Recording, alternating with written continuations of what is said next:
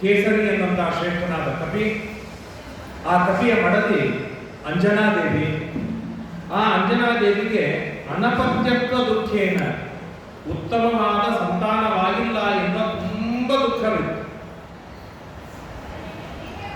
ಹಾಗಾಗಿ ಏನ್ ಮಾಡಬೇಕು ಅಂತ ತಿಳಿಯದೇನೆ ಮತಂಗ ಋಷಿಗಳಿಗೆ ಹೋಗಿ ಶರಣು ಹೋಗ್ತಾಳೆ. ಆಗ ಮತಂಗ ಋಷಿಗಳ ಹತ್ರ ಅಂಜನಾದೇವಿ ಬೇಡ್ತಾಳೆ, ಅಹೋ ತಾಪಸಶಾರ್ದೂಲ ಅಪುತ್ರ ಯಾಮಮಕಾಗತಿ ಏವ ಮುಕ್ತೋ ಅಂಜನಾದೇವ್ಯ ಮತಂಗೋ ವಾಕ್ಯಮಬ್ರವೀತ್. ಮತಂಗ ಋಷಿಗಳೇ, ಅಪುತ್ರಳಾಗಿದ್ದೇನೆ ನಾನು, ನನಗೆ ಶ್ರೇಷ್ಠವಾದ ಸಂತಾನವಾಗಿಲ್ಲ. ಅಲ್ಲ, ಬಲಾಢ್ಯನಾಗಿರ್ತಕ್ಕಂಥ ಕಪಿ, ಆ ಕಪಿಗೆ ದೊಡ್ಡ ದೇವತೆಯ ಅವತಾರ, ಯಾಕೆ ಸಂತಾನ ಯಾಕೆ ಆಗಿರಲಿಲ್ಲ, ಶಕ್ತಿ ಯಾಕೆ ಇರಲಿಲ್ಲ ಅಂದರೆ ಸಂತಾನ ಪಡೆಯುವ ಶಕ್ತಿ ಇಲ್ಲ ಅಂತಿಲ್ಲ, ತನಗೆ ಹೇಗೆ ಬೇಕೋ ಅಂತ ಸಂತಾನವಾಗಿರಲಿಲ್ಲ.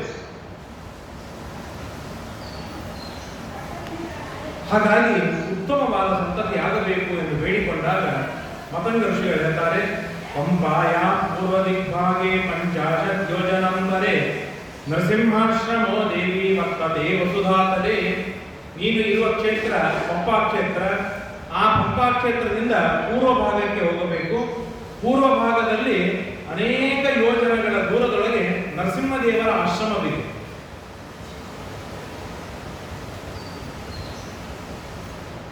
ಅದ್ಭುತವಾದಂತಹ ನರಸಿಂಹದೇವರು ಅವತಾರವನ್ನು ಮಾಡಿದ ಸ್ಥಳ ಎಂಬುದಾಗಿ ಕೇಳುತ್ತೇವೆ. ಆ ನರಸಿಂಹದೇವರ ಆಶ್ರಮದಿಂದ ದಕ್ಷಿಣ ದಿಕ್ಕಿಗೆ ಹೋದರೆ ನಾರಾಯಣಗಿರಿ. ಆ ನಾರಾಯಣಗಿರಿಯಲ್ಲಿ ಉತ್ತರ ದಿಕ್ಕಿಗೆ ಸ್ವಾಮಿ ಪುಷ್ಕರಣಿ ತೀರ್ಥವಿದೆ. ಆ ಸ್ವಾಮಿ ಪುಷ್ಕರಣಿ ತೀರ್ಥದ ಉತ್ತರ ದಿಕ್ಕಿಗೆ ಹೋದರೆ ವಿಯದ್ಗಂಗಾ, ಆಕಾಶಗಂಗಾ ಎನ್ನುವಂತಹ ಕ್ಷೇತ್ರವಿದೆ. ಅಲ್ಲಿ ಹೋಗು, ಸ್ನಾನವನ್ನು ಮಾಡು, ತಪಸ್ಸು ಮಾಡು, ವ್ರತ ಮಾಡು.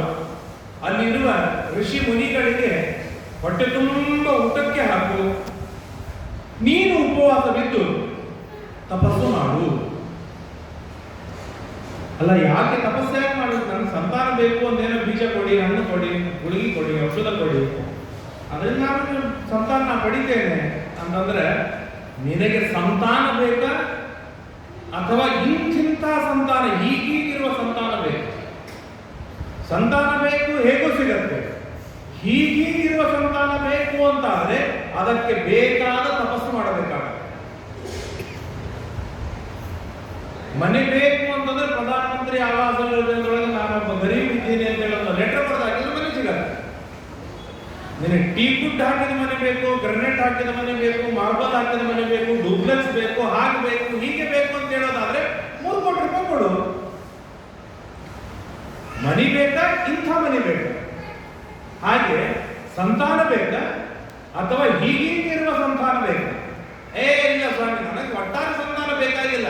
ಆ ಸಂತಾನ ಎಲ್ಲ ಪ್ರಾಣಿಗಳಿಗೂ ಆಗುತ್ತೆ, ಪಕ್ಷಿಗಳಿಗೂ ಆಗುತ್ತೆ, ಮನುಷ್ಯನಿಗೂ ಆಗುತ್ತೆ, ಎಲ್ಲ ಜೀವವಿರುವ ಪ್ರಾಣಿಗಳಿಗೂ ಸಂತಾನವಾಗುತ್ತೆ. ಆ ತರಹದ ಸಂತಾನ ಬೇಕಾಗಿಲ್ಲ. ಜಗತ್ತಿನೊಳಗೆ ಅಪ್ರತಿಮ ಬಲಿಷ್ಠನಾಗಿರಬೇಕು, ವಿಷ್ಣು ಭಕ್ತಾಗ್ರೇಸನಾಗಿರಬೇಕು, ತತ್ವಜ್ಞಾನಿಯಾಗಿರಬೇಕು, ಧರ್ಮದೊಳಗೆ ಅದ್ಭುತವಾದ ನಿಷ್ಠೆಯುಳ್ಳವನಾಗಿರಬೇಕು, ಸದಾಚಾರ ಸಂಪನ್ನನಾಗಿರಬೇಕು, ನಿರಂತರವಾಗಿ ಬ್ರಾಹ್ಮಣರಿಗೆ ತಲೆಬಾಗುವಂತವನಾಗಿರಬೇಕು, 14 ಲೋಕಕ್ಕೆ ಒಡೆಯನಾಗಿರಬೇಕು, ನಿರಂತರ ದೇವರ ಭಕ್ತಿಯನ್ನು ಮಾಡುವವನಾಗಿರಬೇಕು. ಅಂತ ಸರ್ವೋತ್ತಮವಾದ ದಿವ್ಯವಾದ ಸಂತಾನ ಬೇಕು.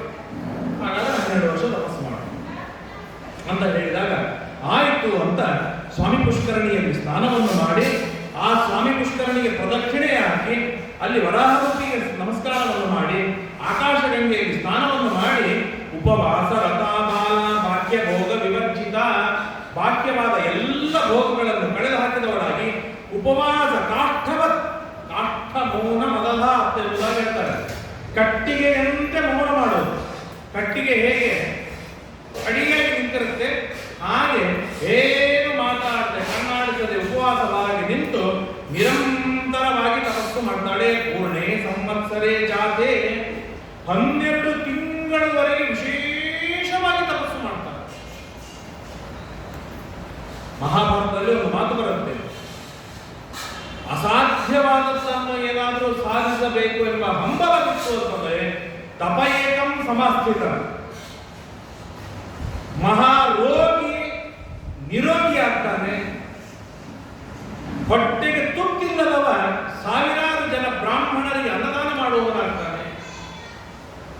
18-20 ವರ್ಷದವರೆಗೆ ದೊಡ್ಡ ಎವಡಿದ್ದವ ಮುಂದೆ ಅಪ್ರತಿಮ ಬುದ್ಧಿವಂತನಾಗ್ತಾನೆ.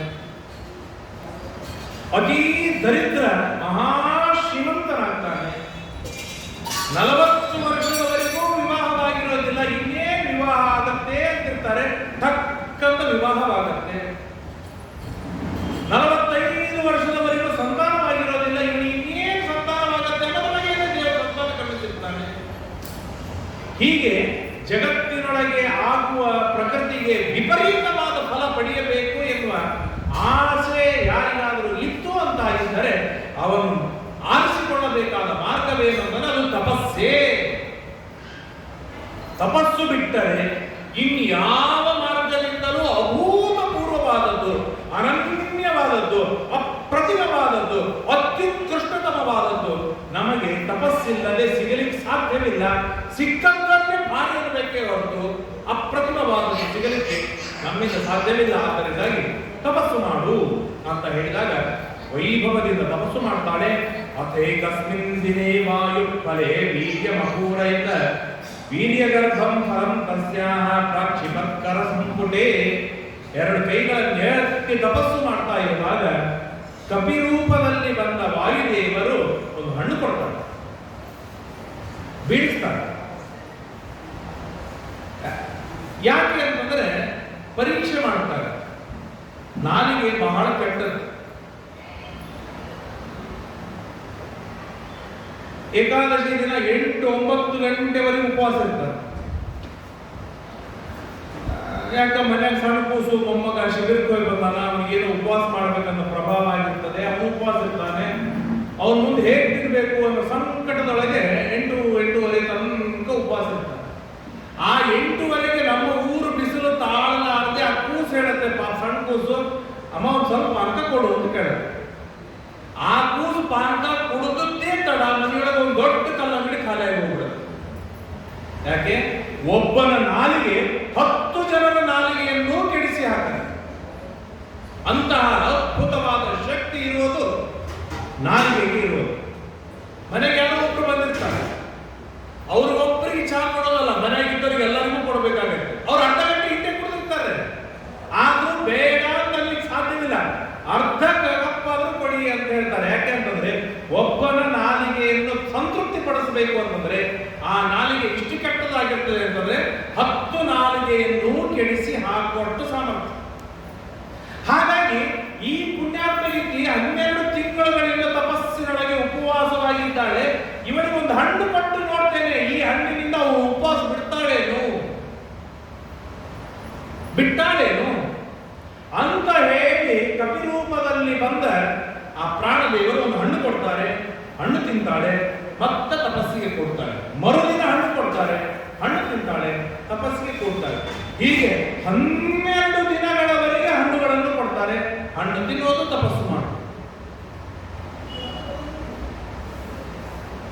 12 ತಿಂಗಳಿನ ತಪಸ್ಸು, ಅದಾದ ಮೇಲೆ ಮತ್ತೆ 12 ದಿನದ ತಪಸ್ಸು. ಇಷ್ಟು ಉತ್ಕೃಷ್ಟವಾದ ತಪಸ್ಸು ಇರುವುದರಿಂದಾಗಿ ಅಂಜನಾ ವ್ರತಮಾಸ್ಥಾಯ ಪುತ್ರಂ ಪ್ರಾಪಗಿರೀಶ್ವರೇ. 12ನೇ ದಿನ ಕಪಿರೂಪದಲ್ಲಿ ಬಂದ ವಾಯುದೇವರು ಹೇಳ್ತಾರೆ, ಆಯ್ತು ಮಹಾರಾಜಿ, ನಿನ್ನ ತಪಸ್ಸಿಗೆ ಒಲಿದ್ದೇನೆ, ದೇವರ ಅನುಗ್ರಹ ಮಾಡಿದ್ದಾನೆ, ಉತ್ತಮವಾದ ಸಂಪತ್ತಿ ಆಗತ್ತೆ ಅಂತ ಆಶೀರ್ವಾದವನ್ನು ಮಾಡಿಕೊಟ್ಟು ಕಳಿಸ್ತಾರೆ. ಆಶೀರ್ವಾದದ ಫಲದಿಂದ ಕೆಲವೇ ದಿನಗಳನ್ನೇನೆ ಅತ್ಯದ್ಭುತನಾದ ಮಗನನ್ನು ಪಡಿತಾಳೆ. ಆ ಮಗನ ಹೆಸರು ಅಂಜನೇಯ ಮಗನಾದದ್ದರಿಂದಾಗಿ ಆಂಜನೇಯ ಎಂಬುದಾಗಿ ನಾಮಕರಣವನ್ನು ಮಾಡ್ತಾನೆ. ಇವತ್ತಿನವರೆಗೂ ನಮ್ಮೆಲ್ಲರಿಗೂ ಆರಾಧ್ಯ ದೈವನಾಗಿದ್ದಾನೆ ಆಂಜನೇಯ. ಇದು ತಪಸ್ಸಿನ ದಿವ್ಯವಾದ ಶಕ್ತಿ. ಪುರಾಣಗಳಲ್ಲಿ ಬರುವುದೇ ತಪಸ್ಸು, ಅನ್ನದಾನ. ವಿಚಿತ್ರ, ನಮಗೆ ಬೇಡಾಗಿದ್ದೆ ಪುರಾಣ ಹೇಳಿ ಸಾಕು.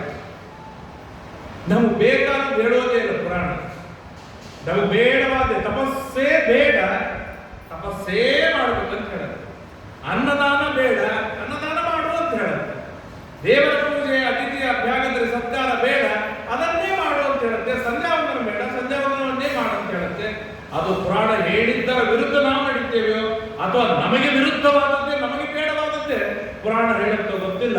ಆದರೆ ನಮ್ಮ ದುರವಸ್ಥೆ ಮಾತ್ರ ಬಹಳ ಅವನತಿಗೆ ಹೋಗ್ತಾ ಇದ್ದೇವೆ. ನಾವು ಯುವಕರೆಲ್ಲ ಇದಕ್ಕೆ ಸ್ಟ್ರಾಂಗ್ ಆಗಬೇಕು, ಗಟ್ಟಿಯಾಗಬೇಕು.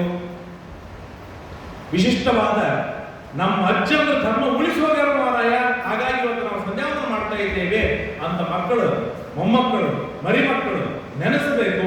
ಆ ಮಟ್ಟದೊಳಗೆ ಧರ್ಮವನ್ನು ಜಾಗೃತಿಗೊಳಿಸುವುದು, ಧರ್ಮವನ್ನು ಬಿತ್ತುವುದು, ತಪಸ್ಸನ್ನು ಮಾಡುವುದು, ತಪಸ್ಸಿನೊಳಗೆ ಶ್ರದ್ಧೆಯನ್ನು ಬೆಳೆಸುವುದು, ಇದನ್ನೆಲ್ಲ ಮನೆಯೊಳಗೆ ಒಂದು ವಾತಾವರಣವನ್ನೇ ಕ್ರಿಯೇಟ್ ಮಾಡಬೇಕಾಗುತ್ತೆ.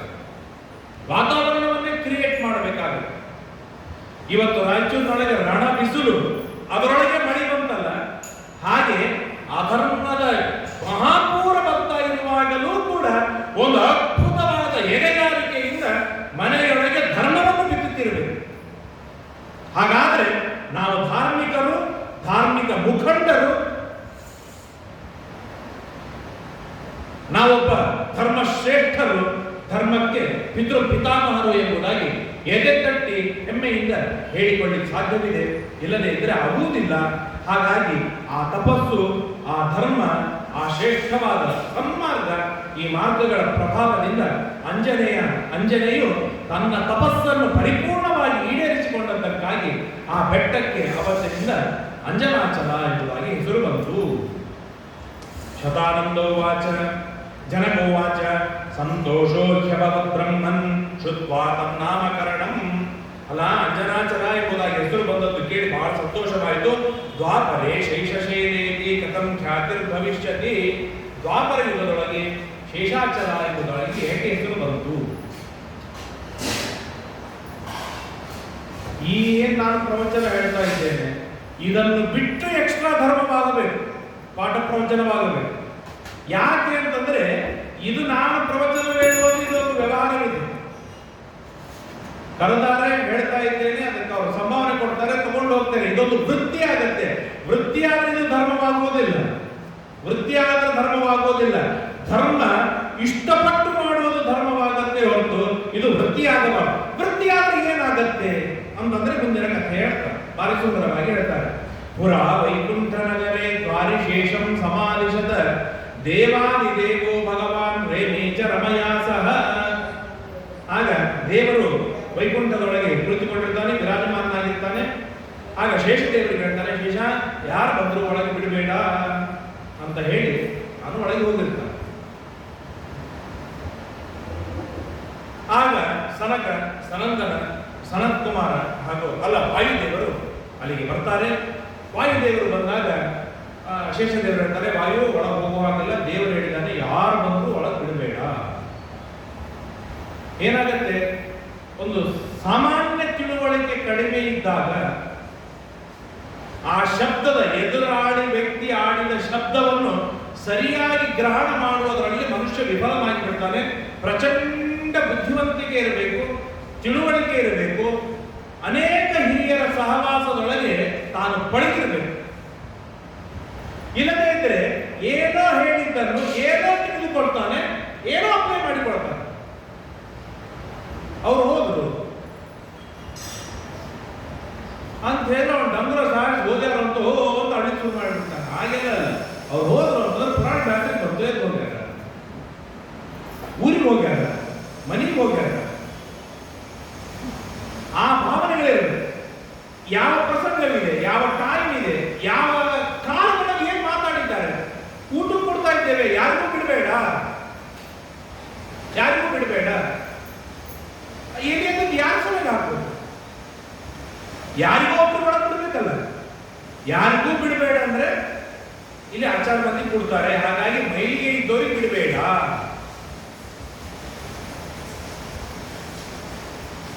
ಯಾರು ನಾಲ್ಕು ಅಂತೇಳಿ ಲೈನ್ ಹಾಕಿ ಯಾರೋ ಒಬ್ರು ಯಜಮಾನ ಹೇಳಿ ಹೋಗ್ತಾನೆ, ಲೀಡರ್, ಒಳಗೆ ಯಾರಿಗೂ ಬಿಡಬೇಡ ಅಂತ ಹೇಳಿ ಹೋಗ್ತಾನೆ. ಅಂದ್ರೆ ಈಗ ಎಲ್ಲಿ ಹಾಕಿದ್ದೆ ಹಾಕಿ ಬಡಿಸಿದ್ದೆ ಹಾಕಿದ್ದು, ಯಾರಿಗೂ ಒಬ್ರು ಕೂಡ್ಲಿಕ್ಕೆಲ್ಲ ಹಾಕಿದ್ದು. ಹಾಗಾದ್ರೆ ಯಾರಿಗದು? ಅದನ್ನು ನಾವು ತಿಳಿದುಕೊಳ್ಳಬೇಕು. ಅದು ಕಾಮನ್ ಸೆನ್ಸ್.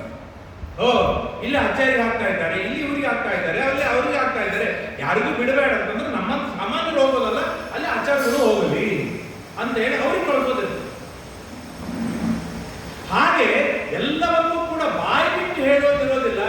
ಕೆಲವೊಂದನ್ನು ನಾವು ನಮ್ಮ ಬುದ್ಧಿವಂತಿಕೆಯಿಂದ ತಿಳಿದುಕೊಳ್ಳಬೇಕು. ದೇವರು ಹೇಳಿದ ಶೇಷದೇವರಿಗೆ ಒಳ ಒಳಗೆ ಯಾರಿಗೂ ಬಿಡಬೇಡ ಅಂತಂದ್ರೆ ಮಗನಿಗೂ ಬಿಡಬೇಡ ಅಂತ ಅವನದೇ ಅಧಿಕಾರವಿದೆ, ಮಗಂದೇ. ಸಮಗ್ರವಾಗಿರ್ತಕ್ಕಂಥ ಬ್ರಹ್ಮಾಂಡದೊಳಗೆ ಅಧಿಕಾರವಿರೋದು ಮಗನದು. ಯಾಕೆ ಅಪ್ಪನ ಆಸ್ತಿ ಅಲ್ಲ ಮಗಂದು. ಯಾರಿಗೂ ಬಿಡಬೇಡ ಅಂತಂದ್ರೆ ಒಂದೇನೋ ಮೀಟಿಂಗ್ ಮಾಡ್ತಾ ಇದ್ವಿ, ಮೀಟಿಂಗ್ ಕರೆದಿದೆ, ಯಾರಿಗೂ ಬಿಡಬೇಡ ಅಂದ್ರೆ ಕಮಿಟಿಯವ್ರನ್ನ ಒಳಗಿರ್ತೇವೆ. ಕಮಿಟಿ ಏತವರು, ಕಮಿಟಿಯಿಂದ ಹೊರಗಿರುವವರು ಯಾರಿದ್ದಾರೆ ಅವರು ಬಿಡಬೇಡ, ಅಥವಾ ನಮಗೆ ಪ್ರತಿಸ್ಪರ್ಧಿಗಳು ಯಾರಿದ್ದಾರೆ ಅವರನ್ನು ಬಿಡಬೇಡ, ನಮ್ಮನ್ನು ವಿರೋಧ ಯಾರು ಮಾಡ್ತಾರೆ ಅವರನ್ನು ಬಿಡಬೇಡ. ಹೀಗೆಲ್ಲ ಆ ಪರಿಸ್ಥಿತಿಗೆ ತಕ್ಕ ಹಾಗೆ ನಾವು ಆ ಶಬ್ದಗಳಿಗೆ ಅರ್ಥವನ್ನು ಮಾಡಿಕೊಳ್ಳಬೇಕು. ಇದು ನಮ್ಮ ಬುದ್ಧಿವಂತಿಕೆ ಮೇಲೆ ಇರುವಂತಹ. ಅದರೊಳಗೆ ಶೇಷದೇವರು ಸ್ವಲ್ಪ ಎಡುವು ಬಿಡ್ತಾರೆ. ಅಸುರಾವೇಶ ಬಲದಿಂದ ವಾಯುದೇವರನ್ನು ಒಳಗೆ ಬಿಡುವುದೇ ಇಲ್ಲ. ಆಗ ವಾಯುದೇವರು ಹೇಳ್ತಾರೆ, ಜಯಶ್ಚ ವಿಜಯಶ್ಚೈವ ಶಬ್ದೋದೋ ಮುನಿ ಪುನಃ. ಹೀಗೆ ದೇವರು ಯಾರಿಗೂ ಬಿಡಬೇಡ ಅಂತ ಹೇಳಿದಾಗ ಹಿಂದೆ ಸನಕ, ಸನಂದನ, ಸನತ್ಕುಮಾರ, ಸನತ್ ಸುಜಾತರು ಬಂದಾಗ ಜಯ ವಿಜಯರು ಬಿಡಲಿಲ್ಲ. ಬಿಡದೇ ಇದ್ದಾಗ ಅವರಿಗೆ 3 ಜನ್ಮಗಳಲ್ಲಿ ರಾವಣ, ಕುಂಭಕರ್ಣ, ಹಿರಣ್ಯಕಶಿಪು, ಹಿರಣ್ಯಾಕ್ಷ, ಶಿಶುಪಾಲ, ದಂತವಂತರಾಗಿ ಹುಟ್ಟುವಂತ ಪ್ರಸಂಗ ಬಂತು. ಬಿಡಲು ಹೋಗ್ತು, ಜಗತ್ತಿನ ವ್ಯಾಪಾರ ಇದೆ, ನಾನು ಹೋಗ್ತೇನೆ ಅಂತ ವಾಯುದೇವರು ಅಂದ್ರೆ ಶೇಷದೇವರು ಹೇಳ್ತಾರೆ, ಕಿಂ ಗರಿಷ್ಠಂ ಅಚ ಪ್ರೋಕ್ತಂ ಜೀವನೇಚ್ಛ ನ ವಿದ್ಯತೆ. ವಾಯು ಬದುಕಬೇಕಂತ ಅಪೇಕ್ಷೆ ಆದ ಹುಷಾರ್, ಯಾಕೆ ಜೋರ್ ಮಾತಾಡ್ತಾ ಇದ್ದೀರಾ ಅಂತ ಹೇಳಿದಾಗ ವಾಯುದೇವ, ನಾನು ಯಾವಾಗಲೂ ದೇವರ ಹತ್ರ ಇರ್ತೇನೆ. ಶೇಷದೇವರು ಹೇಳ್ತಾರೆ, ಯಾವಾಗಲೂ ದೇವರು ನನ್ನ ಮೇಲೆ ಮಲಗಿರ್ತಾನೆ, ನಾನು ದೇವರಿಗೆ ಬಹಳ ಹತ್ತಿರದವನು. ದೇವರ ಮನಸ್ಸೇನಿದೆ, ದೇವರ ಅಭಿಪ್ರಾಯವೇನಿದೆ ಎಲ್ಲ ನನಗೆ ಚೆನ್ನಾಗಿ ಗೊತ್ತು. ತಪ್ಪುಣ್ಯ ಒಳಗೆ ಬಿಡೋದಿಲ್ಲ ಅಂತ ಹೇಳಿದಾಗ ವಾಯುದೇವರು ಹೇಳ್ತಾರೆ, ಬಿಡಾಲೊಂದು ಸ್ಥಿತೋ ವಾಪಿ ಪರಿತ್ತ ಇವ ಸಮೋನಹಿ. ಒಳಗೆ ಅಂತಃಪುರದೊಳಗೆ ಎಲ್ಲಿ ಬೇಕಲ್ಲಿ ಓಡಾಡ್ತಾ ಇರ್ತದೆ ಬೆಕ್ಕು.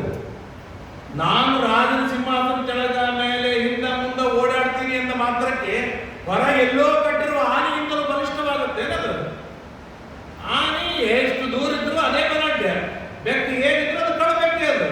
ಹಾಗಾಗಿ ಶೇಷ, ನೀನ್ ದೇವರ ಹತ್ತಿರ ಇದ್ದೀನಿ ಅನ್ನೋ ಕಾರಣಕ್ಕಾಗಿ ನೀನ್ ಮೆರಿಬೇಡ. ನೀನ್ ದೇವರ ಹತ್ತಿರದೊಳಗಿರ್ತೇನೆ, ನಾನು ಮಂಗಳಾರತಿ ಮಾಡ್ತೇನೆ, ನಾನು ಅಭಿಷೇಕ ಮಾಡ್ತೇನೆ, ನಾನು ಇದು ಮಾಡ್ತೇನೆ, ಹಾಗಾದ್ರೆ ನಾ ಏನ್ ಹೇಳಿದ್ದು ನಡೀತೆ ಅಂತ ಮೆರಿಲಿಕ್ಕೆ ಹೋಗ್ಬೇಡ. ಅದು ವರ್ಕೌಟ್ ಆಗುವುದಿಲ್ಲ. ನಾನು ಹೊರಗಿದ್ದರೂ ಕೂಡ ನಿನಗಿಂತಲೂ ಹೆಚ್ಚಿನ ಮಟ್ಟದೊಳಗೆ ನಾನು ದೇವರ ತಿಳ್ಕೊಂಡೆ. ನಾನು ಏನ್ ತಿಳಿದೀಯ ಮಗನ, ಏನ್ ತಿಳಿದೀಯ ಅಂತ ಹೇಳಿ ಶೇಷದೇವರಿಗೆ ವಾಯುದೇವರು ಕ್ಲಾಸ್ ತೆಗೆದುಕೊಡ್ತಾರೆ. ಇನ್ನೊಂದು ದೃಷ್ಟಾಂತವನ್ನು ಹೇಳ್ತಾರೆ, ಶಯಾನಂ ರತ್ನ ಪರ್ಯಂಕೆ ರಾಜಾನಮಪಿ ಸೇವತೆ. ದೊಡ್ಡದಾಗಿರ್ತಕ್ಕಂತಹ ಹಾಸಿಗೆ, ಗಾದಿ, ಪರ್ಯಂಕ, ಮಂಚ, ಆ ಮಂಚದ ಮೇಲೆ ರಾಜ ಮಲಗಿರ್ತಾನೆ. ಆ ರಾಜನ ಕಾಲು ಒತ್ತುವುದಕ್ಕಾಗಿ ಒಬ್ಬ ಸೇವಕ ಬಂದು ಕೂತಾನೆ. ಎದ್ರ ಮೇಲೆ? ಆ ದೊಡ್ಡದಾದ ಪಲಂಗಿನ ಮೇಲೆ. ಅವನು ರಾಜನಿಗೆ ಅತ್ಯಂತ ಹತ್ತಿರದಲ್ಲಿದ್ದ. ದೂರದ ಕುರ್ಚಿಯೊಳಗೆ ಗಂಭೀರವಾಗಿ ಯುವರಾಜ ಕೂತಿರ್ತಾನೆ. ದೊಡ್ಡವರು ಯಾರೊಳಗೆ ಹತ್ತಿರಿದ್ದೀನಿ ಅಂತ ಮಾತ್ರಕ್ಕೆ ದೊಡ್ಡವನಾಗಲಿಕ್ಕೆ ಸಾಧ್ಯವಿಲ್ಲ. ದೊಡ್ಡವನಾಗಬೇಕು ಅಂತಂದ್ರೆ ದೊಡ್ಡ ತನಿಖೆಗೆ ಬೇಕಾದ ಗುಣವಂತನಾಗಿದ್ದರೆ ದೊಡ್ಡವನಾಗ್ತಾನೆ. ಜಗತ್ತಿನೊಳಗೆ ಮಾನ್ಯತೆ ಸಿಗುವುದು ಗುಣವಂತನಿಗೆ.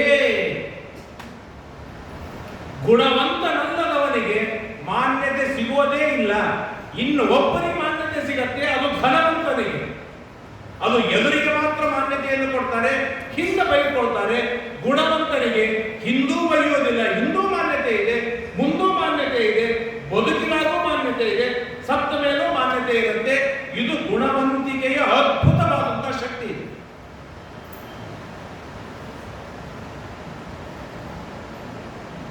ನಮಗೇನಿದೆ ಅಂತಂದ್ರೆ ದೊಡ್ಡ ರೋಗ ಅಂತಂದ್ರೆ ಗುಣಗಳು ಅಂತನ್ನುವುದೇ ನಮ್ಮ ಬಾಯೊಳಗೆ ಬರುವುದೇ ಇಲ್ಲ.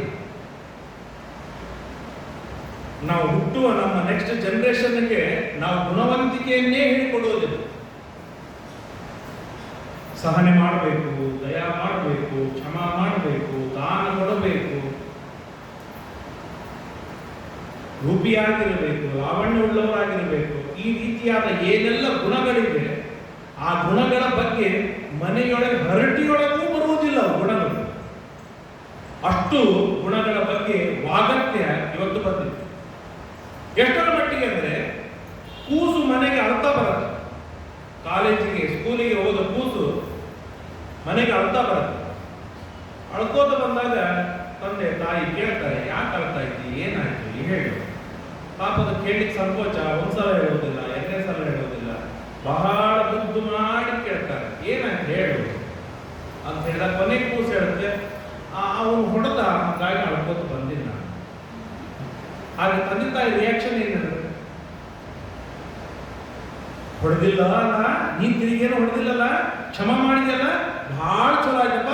ಈ ಶತ್ರುಗಳು ಕೊಟ್ಟ ಗೆಳೆಯರು ಕೊಟ್ಟ ಪೀಡೆಯನ್ನು ಸಹನೆ ಮಾಡಿ ಇಟ್ಟುಕೊಂಡಿರ್ಬೇಕು, ತಿರುಗಿ ರಿಯಾಕ್ಟ್ ಮಾಡಿಲ್ಲಲ್ಲ ಅಂತ ಯಾರಾದ್ರೂ ಹೇಳ್ತಾರಲ್ಲ? ಹುಚ್ಚು ನನ್ನ ಮಗನೇ, ಅಳ್ಕೊಂತ ಬರ್ತೀಯಲ್ಲೇ, ಯಾರು ತಿರುಗಿ ಕೊಡಬೇಕಿಲ್ಲ ಅಂತ. ಅಂದ್ರೆ ಕ್ರೌರ್ಯವನ್ನು ನಾವು ಬೆಳೆಸಿದೆವು ಮಕ್ಕಳಲ್ಲಿ, ಹೊರತು ಗುಣಗಳನ್ನು ನಾವು ಬೆಳೆಸ್ತಿಲ್ಲ, ಗುಣವಂತಿಕೆಯನ್ನು ನಾವು ಬೆಳೆಸ್ತಿಲ್ಲ.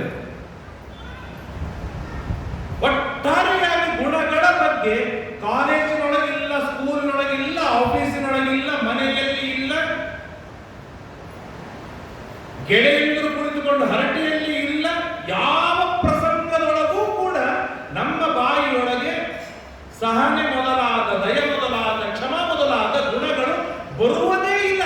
ಅಂದಮೇಲೆ ಅದನ್ನು ನಾವು ರೂಢಿಸಿಕೊಳ್ಳುವುದು ಹೇಗೆ, ಅದನ್ನು ಇನ್ನೊಬ್ಬರಿಗೆ ಬಿತ್ತುವುದು ಹೇಗೆ, ಅವರನ್ನು ಇನ್ನೊಬ್ಬರಲ್ಲಿ ಬೆಳೆಸುವುದು ಹೇಗೆ, ಗುಣವಂತವಾದ ಸಮಾಜವನ್ನು ನಿರ್ಮಾಣವನ್ನು ಮಾಡುವುದು ಹೇಗೆ?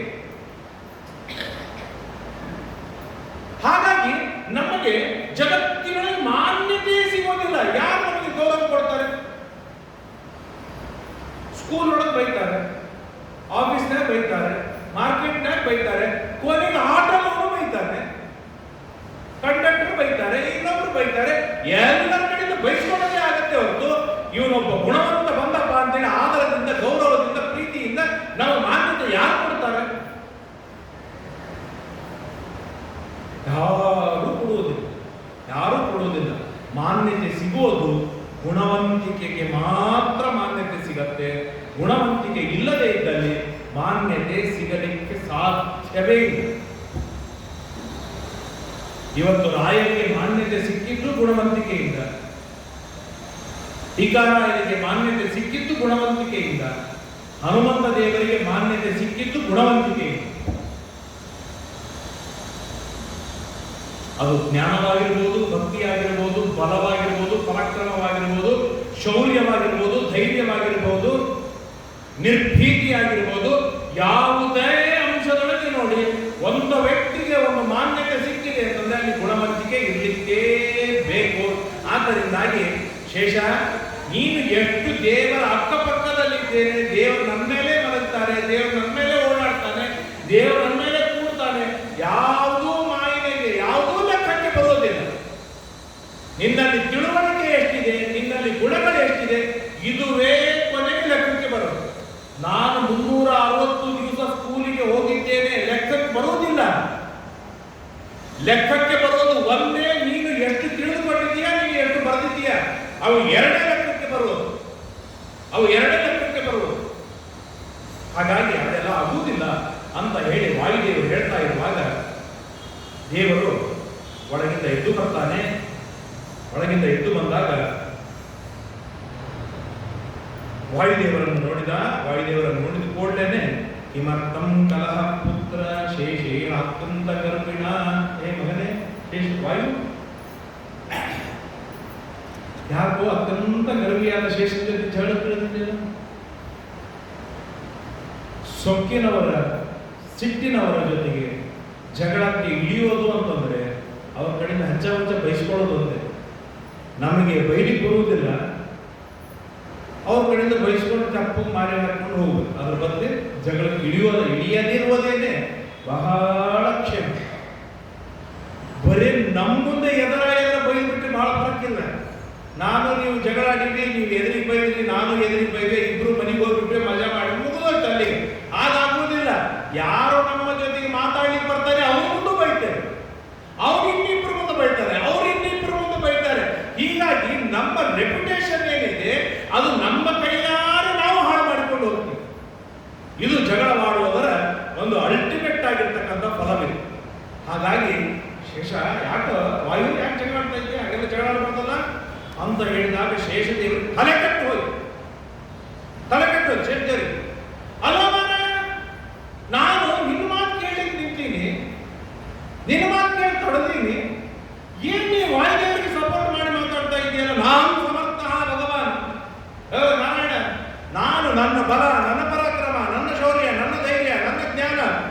ನಿನ್ನ ಪ್ರೀತಿ ವಿಷಯದೊಳಗೆ ಎಲ್ಲದರೊಳಗೂ ನಾನು ಬಲಾಢ್ಯನಾಗಿದ್ದೇನೆ. ನನಗೆ ನೀನು ಮಾನ್ಯತೆ ಕೊಡಬೇಕು, ನನಗೆ ನೀನು ಗೌರವ ಕೊಡಬೇಕು ಅಂತ ಹೇಳಿದಾಗ ದೇವರು ಹೇಳ್ತಾನೆ, ನವಾಂಗ್ ಮಾತ್ರೇಣ ಪೌರುಷ್ಯಂ ಕ್ರಿಯಾ ಕೇವಲ ಉತ್ತಮಂ. ಮಾತಾಡೋದರಿಂದ ಎಂದಿಗೂ ಪರಾಕ್ರಮ ತಿಳಿಯುವುದಿಲ್ಲ. ಮಾತಾಡೋದರಿಂದ ಏನೋ ಹುರುಪು ಬರ್ತದೆ, ನಾನು 10,000 ಕೊಡ್ತೇನೆ, ನಾನು 20,000 ಕೊಡ್ತೇನೆ ಅಂತ ವಾಗ್ದಾನ ಮಾಡಿಬಿಡ್ತಾರೆ. ವಾಗ್ದಾನ ಮಾಡೋದ್ರಿಂದ ಅದ್ರ ಏನೂ ವರ್ಕೌಟ್ ಆಗೋದಿಲ್ಲ. ಅದು ಕ್ರಿಯಾ ಕೇವಲ ಉತ್ತಮ. ಅದು ನಮ್ಮ ಕಾರ್ಯದೊಳಗೆ ಬಂದಾಗ ಮಾತ್ರ ಅದು ಉತ್ತಮವಾಗುತ್ತೆ.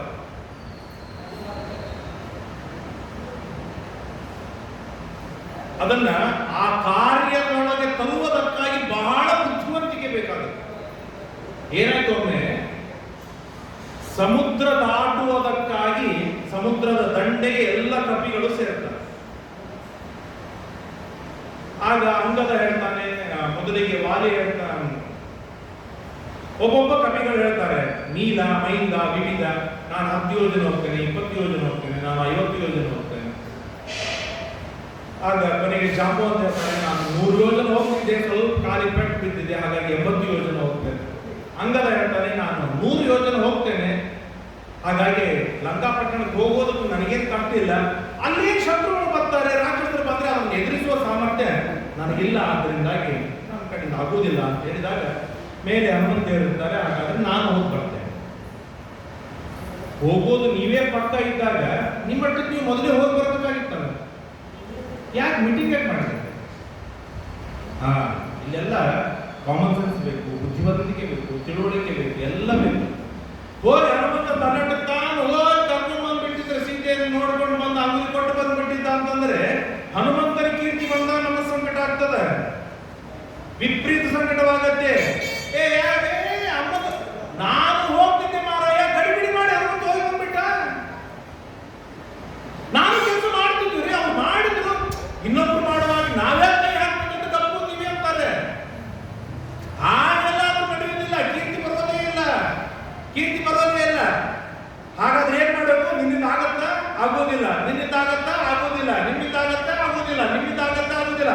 ಸೊ ಯಾರಿಂದ ಆಗೋದಿಲ್ಲಲ್ಲ, ಹಾಗಾದ್ರೆ ನಾನು ಮಾಡಿ ಬರ್ತೇನೆ ಅಂತ ಹೇಳಿದಾಗ ಯಾರೂ ಪಾದ ಬಿಚ್ಚುವುದಿಲ್ಲ. ಯಾಕೆ? ಮೊದಲಿಗೆ ಸರೆಂಡರ್ ಆಗಿಬಿಟ್ಟಿರ್ತಾರೆ, ನಮ್ಮ ಕೈಲಿ ಆಗುವುದಿಲ್ಲ ಅಂತ. ಹಾಗೆ ಮಾಡಿ ನಮ್ಮ ಕಾರ್ಯವನ್ನು ನಾವು ಸಾಧಿಸಿಕೊಂಡಾಗ ನಮ್ಮ ಕೀರ್ತಿ, ನಮ್ಮ ಯಶಸ್ಸು, ನಮ್ಮ ಬಲ ಶಾಶ್ವತವಾಗಿ ಉಳಿಯುತ್ತೆ. ಇಲ್ಲದೇ ಇದ್ರೆ ಆಮೇಲೆ ನಾವು ಮಾಡ್ತಿದ್ವಿ, ಅದೇ ದೊಡ್ಡದಲ್ಲ, ನಾವು ಮಾಡ್ತಿದ್ವಿ. ಆಗ ಮಾಡಲಿಕ್ಕೆ ಆಸ್ಪದವೇ ಕೊಡಬಾರದು. ಇದು ಬುದ್ಧಿವಂತರ ಲಕ್ಷಣ, ಇದು ಕಾರ್ಯರೂಪದಲ್ಲಿ ತರುವವರ ಲಕ್ಷಣ. ಹಾಗಾಗಿ ದೇವರು ಶೇಷದೇವರಿಗೆ ಹೇಳ್ತಾನೆ, ನೋಡಿ ಶೇಷ, ಈಗ ನಾನು ವಾಯು ನನ್ನ ಮಗ, ಏನಿದ್ರು ಮಗ ಅಂದ್ಮೇಲೆ ಅಭಿಮಾನವಿದ್ದರೆ ಅವನೇ ಭಾರಿ ಅಂತ ನಾನು ಹೇಳುವವನೇ. ನೀ ಹೇಳ್ತಾ ಇದೆಯಾ, ನೀನು ಭಾರಿ ಅಂತ ಹೇಳ್ತಾ ಇದೆಯಾ, ಇದಕ್ಕೆ ಎರಡಕ್ಕೂ ವಿವಾದವೇನು? ಕಾರ್ಯರೂಪದಲ್ಲಿ ಬರಬೇಕು. ಹಾಗಾದ್ರೆ ಏನ್ ಮಾಡೋದು? ಏನು ಇಲ್ಲವೇ ಇಲ್ಲ. ಇಲ್ಲೇ ಒಂದು ದೊಡ್ಡದಾಗಿರ್ತಕ್ಕಂಥ ಬೆಟ್ಟವಿದೆ, ಆ ಆನಂದಗಿರಿ. ಆ ಬೆಟ್ಟಕ್ಕೆ ಹೋಗಿ ವಾಯು, ಶೇಷ ನೀನು ಹೋಗಿ ಬಿಗಿದು ಸುತ್ತಿಕೊ. ಏನ್ ಶೇಷದೇವರು, ಅವ್ರ ಬಲ ಏನು, ಅವ್ರ ಪರಾಕ್ರಮವೇನು ಊಹೆ ಮಾಡಲಿಕ್ಕೆ ಸಾಧ್ಯವಿಲ್ಲ. ಈ ಒಂದು ಅಕ್ಕಿ ಕಾಳನ್ನ ಹಿಡಿದಿದ್ದೇನೆ, ಹಾಗಾದ್ರೆ ಈ ಅಕ್ಕಿ ಕಾಳನ್ನ ಹಿಡಿದಿದ್ದೇನೆ ಅಂತಂದ್ರೆ ಇಂಥ ಎಷ್ಟು ಅಕ್ಕಿ ಕಾಳು ಹಿಡಿಯುವ ಶಕ್ತಿ ನನಗಿದೆ? 20 ಕಿಲೋ, 30 ಕಿಲೋ, 40 ಕಿಲೋ, 50 ಕಿಲೋವರೆಗೆ ನಾನು ಎತ್ತಬಹುದು.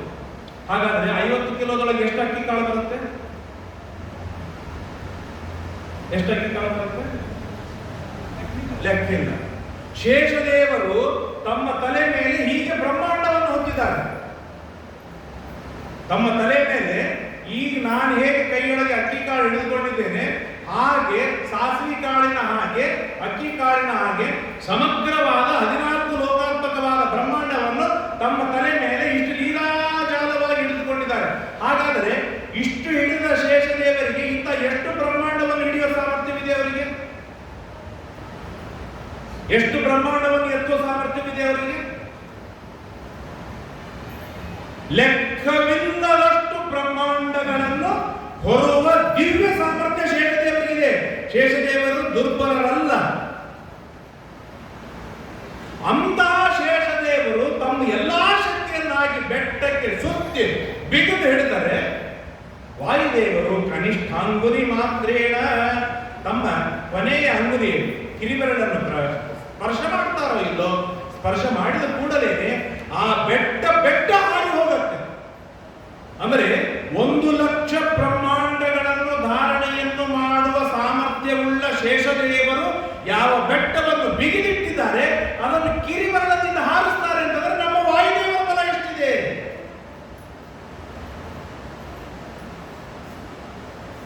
ಇಂಥ ಬಲಾಢ್ಯನಾಗಿರ್ತಕ್ಕಂಥ ವಾಯುದೇವರು ನಮ್ಮ ಎದುರಿಗಿದ್ದಾಗ, ಆ ವಾಯುದೇವರ ಮಹಿಮೆಯನ್ನು ಕೇಳ್ತಾ ಇರುವಾಗ, ನಾವು ವಾಯುದೇವರಿಗೆ ನಮಸ್ಕಾರ ಮಾಡ್ತಾ ಇರುವಾಗ ನಮ್ಮ ನಮಸ್ಕಾರ ವಾಯುದೇವರಿಗೆ ಎಷ್ಟು ಸೂಟೇಬಲ್ ಇದೆ.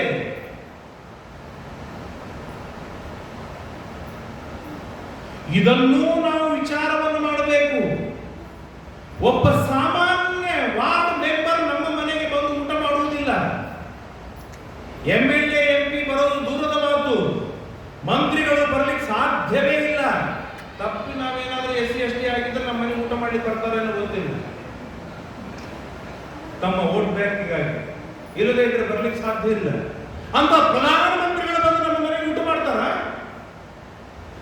ಸಣ್ಣ ಪುಟ್ಟ ಭಾರತ ದೇಶದ ಒಬ್ಬ ಪ್ರಧಾನಿಯೇ ನಮ್ಮ ಮನೆಗೆ ಬಂದು ಊಟ ಮಾಡೋದಿಲ್ಲ ಅಂದಮೇಲೆ, ಅನಂತ ಲಕ್ಷ ಕೋಟಿ ಬ್ರಹ್ಮಾಂಡಗಳನ್ನು ಕೈಯೊಳಗೆ ಹೊತ್ತ ಅದ್ಭುತವಾದ ಬಲ ಪರಾಕ್ರಮಗಳುಳ್ಳ ವಾಯುದೇವರು ನಮ್ಮ ಮನೆಗೆ ಬಂದು ಕರೆದಾಗ ಬಂದು ಊಟ ಮಾಡ್ತಾರೆ ಅಂತಂದ್ರೆ ನಾವು ಕರಿಬಾರ್ದು ಯಾಕೆ? ಕರೆಯುವುದಿಲ್ಲ ಯಾಕೆ?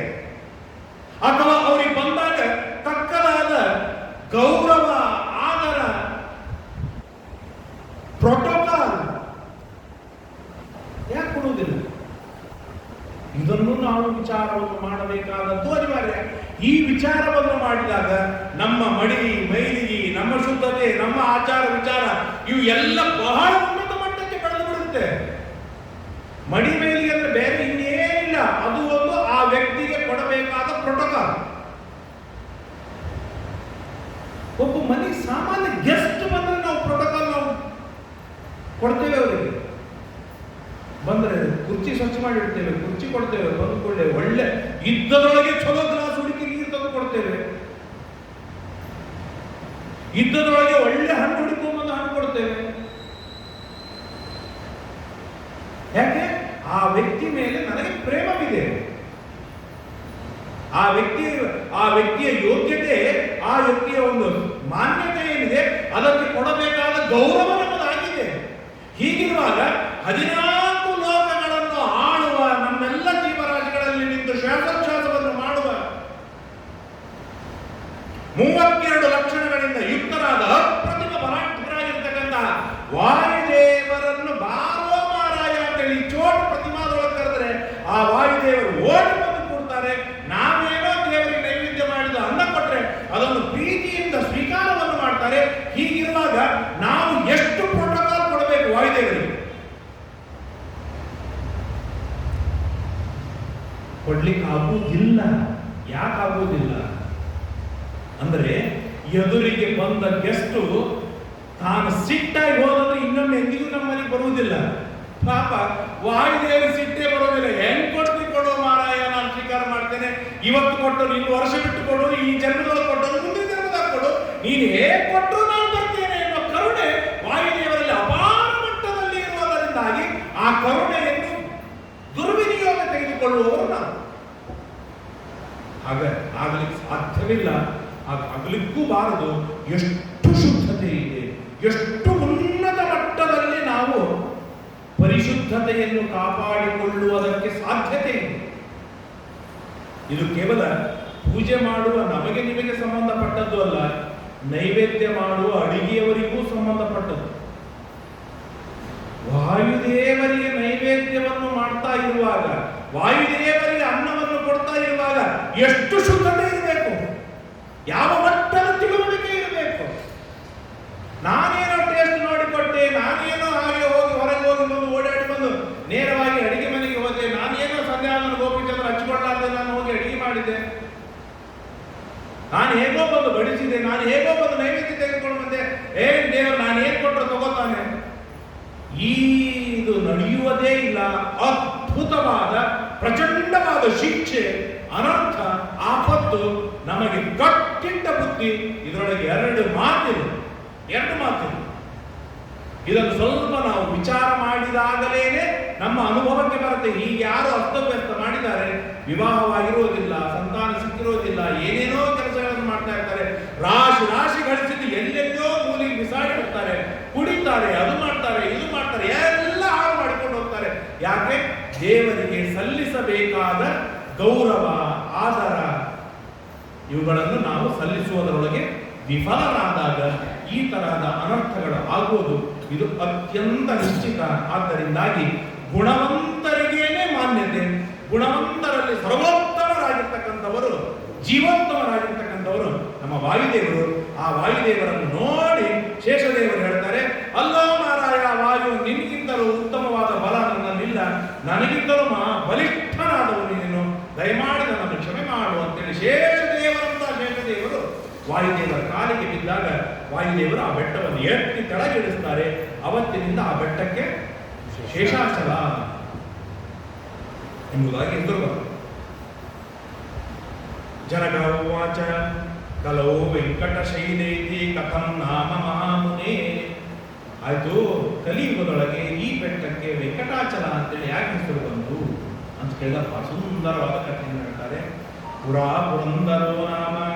ನಾನು ನಿನ್ನೆ ಹೇಳಿದ್ದಲ್ಲ, ಒಬ್ಬ ವ್ಯಕ್ತಿಯನ್ನು ಇಂಟ್ರೊಡ್ಯೂಸ್ ಮಾಡಬೇಕಾದಾಗ 4 ಗುಣಗಳನ್ನು ಹೇಳ್ತಾರೆ ಅಂತೇಳಿ. ಪುರಾ ಪುರಂದರೋ ನಾಮ ಸೋಮಯಾಜಿ ದೃಢವ್ರತ ಸತ್ಯವಾಗ್ ಬ್ರಾಹ್ಮಣೋ ಭವತ. ಯಾವ ಬ್ರಾಹ್ಮಣ, ಯಾವ ಋಷಿ, ಯಾವ ರಾಜರನ್ನೂ ಕೂಡ ಪುರಾಣದೊಳಗೆ ಹೇಳ್ತಾ ಇರುವಾಗ ಅವನಲ್ಲಿರುವ ಗುಣಗಳನ್ನು ಆರಿಸಿ ಹೇಳ್ತಾರೆ. ನಮಗೆ ಹೇಳ್ತಾರೆ, ಎಲ್ಲ ಅವ್ರು ಯಾರು ನೋಡಿದ್ರು ಹೇಗಿದ್ದಾರೆ ಹೇಳ್ರಿ, ಹಿಂಗೆ ಉದ್ದಿದ್ದಾನೆ ನೋಡ್ರಿ, ಚಸ್ಮಾ ಹಾಕಿರ್ತಾನೆ, ಕರಿಯ ಇದ್ದಾನೆ, ಆ ದರಿದ್ರ ಹಿಂಗೆ ಸಣ್ಣ ಹಂಗೆ ಹಾಕೊಂಡಿರ್ತಾನೆ. ಯಾಕೆ? ಅದೇ ತರಹದಿಂದಲೇ ನಮ್ಮನ್ನು ನಾವು ಎಕ್ಸ್ಪೋಸ್ ಮಾಡಿಕೊಂಡಿವಿ. ಹಾಗಾಗಿ ಹಾಗೆ ಗುರುತಿಸ್ತಾರೆ ಜನ.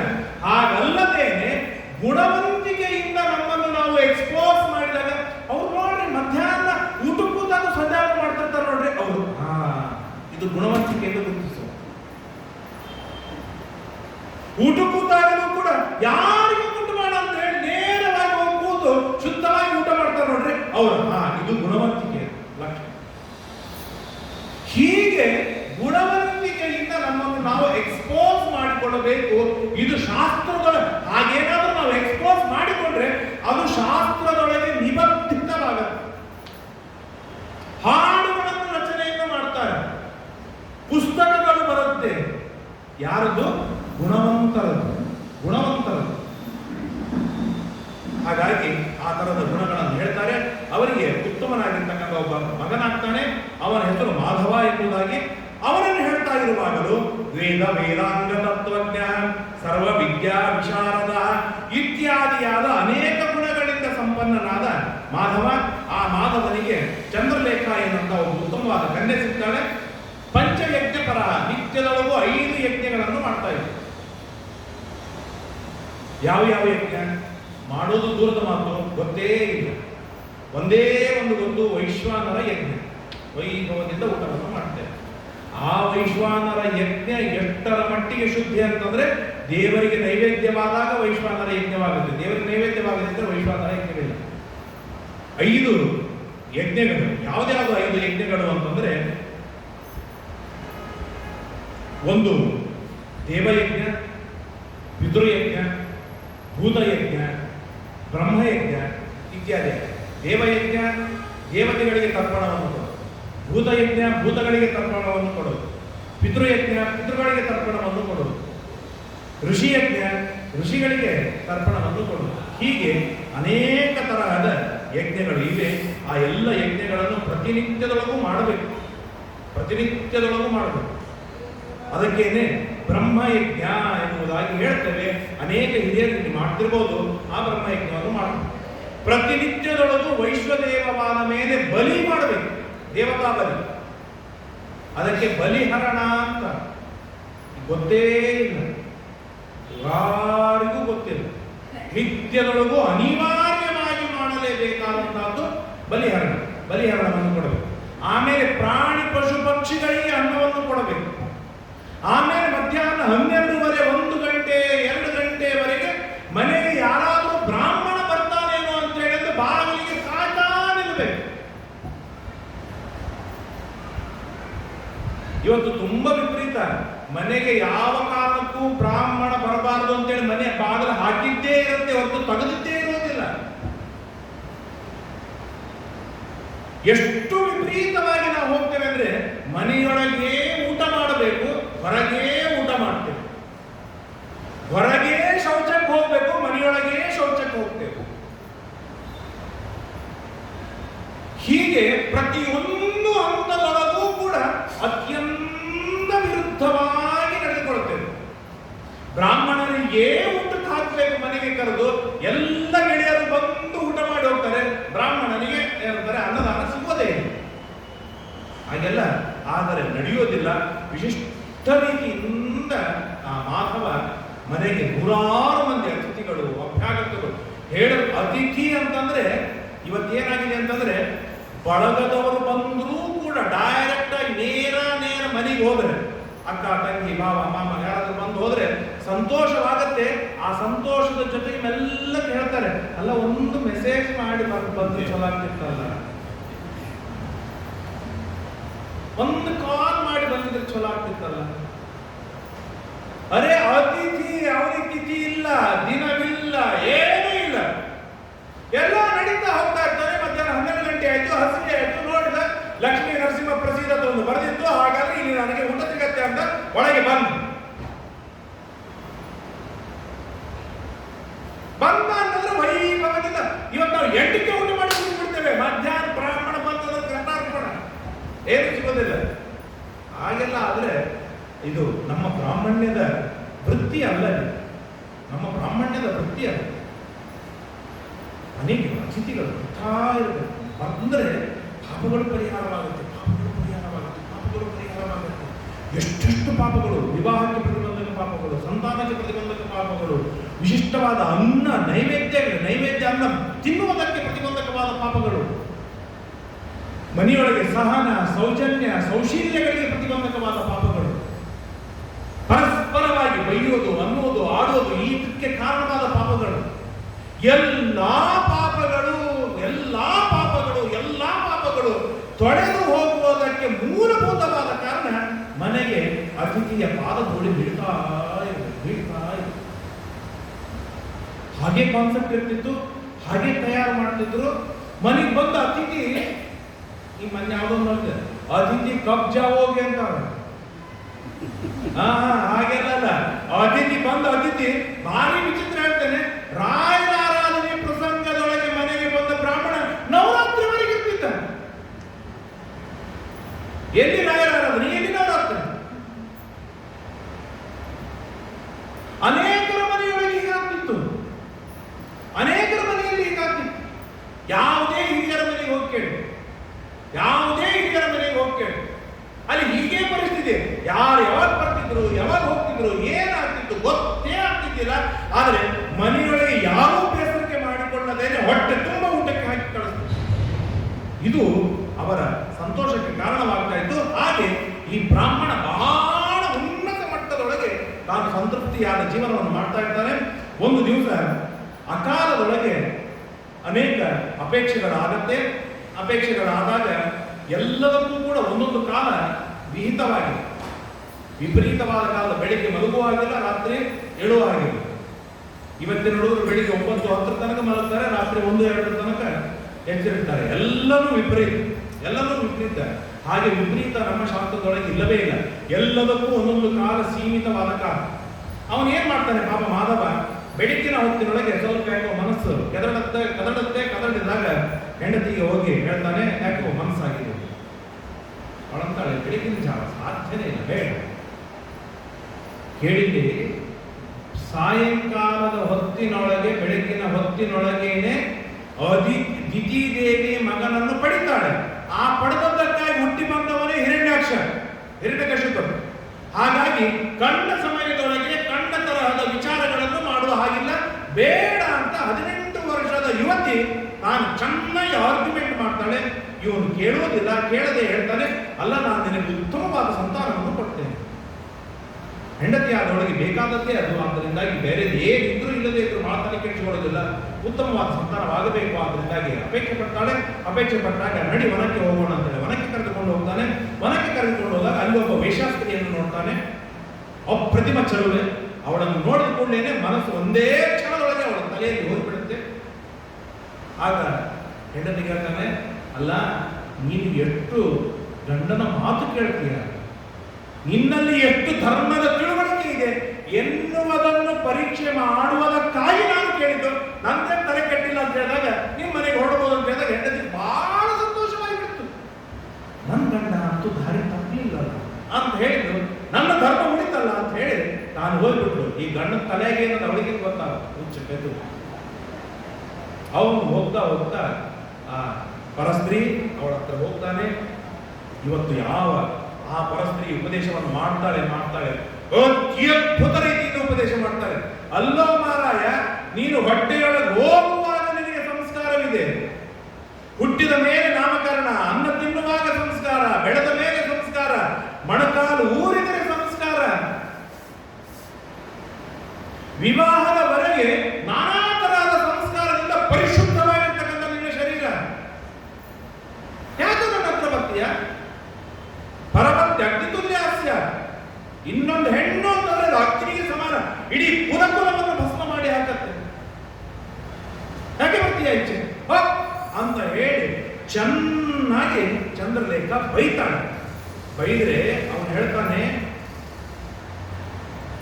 ನಾನು ಇಷ್ಟೆಲ್ಲ ಪಾಪಿಷ್ಟ್ಗಳು ಆಗಿದ್ದೇನೆ, ಹೀಗಿದ್ದೇನೆ. ತನ್ನನ್ನು ತಾನು ಹೇಳ್ತಾಳೆ. ಎಷ್ಟು ಹೇಳಿದ್ರು ಅವನು ಹೇಳ್ತಾನೆ, ನೋಡು ಇಲ್ಲಿ ಲವಣೋದಕ ಜಾತಾನಿ ರತ್ನಾನಿ ವಿಲೀನಾನಿ ಚ. ಸಮುದ್ರದ ನೀರು ಉಪ್ಪು ನೀರು ಯಾರು ಬಳಸುವುದಿಲ್ಲ. ಇದು 100ಕ್ಕೆ 100ರಷ್ಟು ಸತ್ಯ. ಆದರೆ ಅದೇ ಸಮುದ್ರದೊಳಗೆ ಸಿಕ್ಕ ಮುತ್ತು, ಅದೇ ಸಮುದ್ರದಲ್ಲಿ ಸಿಕ್ಕ ರತ್ನ, ಅದೇ ಸಮುದ್ರದಲ್ಲಿ ಸಿಕ್ಕ ಇನ್ನು ವಜ್ರ ವೈಡೂರ್ಯಗಳನ್ನು ಪ್ರೀತಿಯಿಂದ ಸ್ವೀಕಾರವನ್ನು ಮಾಡ್ತಾರೆ, ದುಡ್ಡು ಕೊಟ್ಟು ಸ್ವೀಕಾರವನ್ನು ಮಾಡ್ತಾರೆ. ಹಾಗೆ ನೀನು ಯಾವ ಜಾತಿಯೊಳಗೆ ಇದ್ದರೆ ಏನು, ನೀನು ಮಾತ್ರ ರತ್ನ ಇದ್ದಾಗಿದ್ದೀಯಾ, ಮುತ್ತು ಇದ್ದಾಗಿದ್ದೀಯಾ ಅಂತ ಹೇಳಿ ತಿರುಗಿ ಆರ್ಗ್ಯುಮೆಂಟ್ ಮಾಡ್ತಾನೆ. ಅವಳನ್ನು ಒಪ್ಪಿಕೊಳ್ಳುವುದಕ್ಕಾಗಿ ತುಂಬಾ ಪ್ರಯತ್ನವನ್ನು ಮಾಡ್ತಾನೆ. ಆಗ ಸಾಕಷ್ಟು ಮಾತುಗಳನ್ನು ಅವಳು ಹೇಳ್ತಾಳೆ, ಬಹಳಷ್ಟು ಮಾತುಗಳನ್ನು ಹೇಳ್ತಾಳೆ. ಪರಸ್ತ್ರೀ ಸಂಗದೋಷೇಣ ಬಹವೋ ನರಕಾಂಗತ. ಹಾಗಾಗಿ ಅನೇಕ ನರಕಗಳು ಅವರಿಗಾಗಿ ಕಾದಿಟ್ಟಿದ್ದಿವೆ ಅಂತ ಎಷ್ಟು ಎಲ್ಲ ಹೇಳಿದಾಗಲೂ ಕೂಡ ಕೆಡುವುದಿಲ್ಲ. ಹೋಗಿ ಕೈ ಹಿಡಿದು ಬಿಡ್ತಾನೆ. ಕೈ ಹಿಡಿದ ಕ್ಷಣದೊಳಗೇನೆ ಹೇಳ್ತಾಳೆ, ಅದೇನು ಕೊಳಗ ಹಾಕಿಲ್ಲ ಜೀವನ ತೆಗಿತಾರೆ.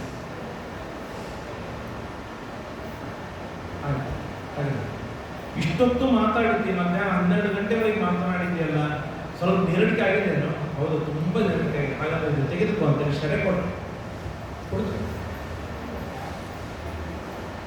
ಹಸಿವೆ ಆಗಿದೆನಾ? ಹೌದು, ಹಸಿವೆ ಆಗ್ತಾನೆ.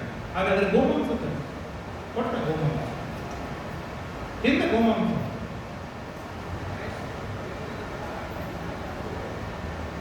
ಯಾವಾಗ ಪರಿಶುದ್ಧನಾದ ವ್ಯಕ್ತಿ ಸನ್ಮಾರ್ಗದಲ್ಲಿ ಇದ್ದಾಗ ಈ ತರಹದ ಕೆಟ್ಟ ಪರಿಸ್ಥಿತಿಗಳು ಬರುವುದಿಲ್ಲ. ಸಣ್ಣದಾದಂತಹ ದುರ್ಮಾರ್ಗಕ್ಕೆ ಸಣ್ಣ ಕಾಲಿಟ್ಟರೂ ಸಾಕು, ಅದು ಹಾಕಿ ಎಳೆದು ಬಿಡುತ್ತೆ, ನುಂಗಿ ಹಾಕಿ ಬಿಡುತ್ತೆ. ಬಹಳ ಎಚ್ಚರಿಕೆಯಿಂದ, ಬಹಳ ಎಚ್ಚರಿಕೆ. ನಾನು ನಿನ್ನೆ ಹೇಳಿದ್ದಲ್ಲ, ಇವತ್ತಿನವರೆಗೂ ನಾವು ಶುದ್ಧರಾಗಿದ್ದೇವೆ. ನಮ್ಮ ಅಪ್ಪ ಅಮ್ಮ ಶುದ್ಧರಾಗಿದ್ದಾರೆ. ಇವತ್ತು ನಮಗೇನು ಮದುವೆ ಆಗಿದೆ, ನಾವು ಪರಿಶುದ್ಧರಾಗಿದ್ದೇವೆ. ಉತ್ತಮ ಬ್ರಾಹ್ಮಣ ಅಂದರೆ ಉತ್ತಮ ಜಾತಿಯರಾಗಿದ್ದೇವೆ. ಮುಂದೆ ನಾಳೆ ನನ್ನ ಮಕ್ಕಳು ಮೊಮ್ಮಕ್ಕಳು ಯಾವ ತರಹದಿಂದ ಸಂಕರರಾಗ್ತಾರೆ, ಯಾವ ತರಹದ ಸಾಂಕರ್ಯವನ್ನು ಪಡೆದುಕೊಳ್ತಾರೆ ನಮಗೆ ಗೊತ್ತಿಲ್ಲ. ಯಾಕೆ? ಒಂದು ಸಣ್ಣ ಇಷ್ಟು ವೇದಾಂತ ತತ್ವಜ್ಞನಾದ 5 ಯಜ್ಞಗಳನ್ನು ಮಾಡುವ ಆ ಮಾಧವನಿಗೇನೆ ತಲೆ ಕೆಟ್ಟಾಗ ನಿರಂತರ ತಪ್ಪುಗಳನ್ನೇ ಮಾಡ್ತಾ ಇರುವಂತ ನಮ್ಮ ದುರವಸ್ಥೆ ಏನಾಗಲಿಕ್ಕಿಲ್ಲ ಯಾವ ಕ್ಷಣದೊಳಗೆ. ನೆನೆಸಿಕೊಂಡ್ರೆ ಮೈ ನಡುಗು ಹುಟ್ಟುತ್ತೆ.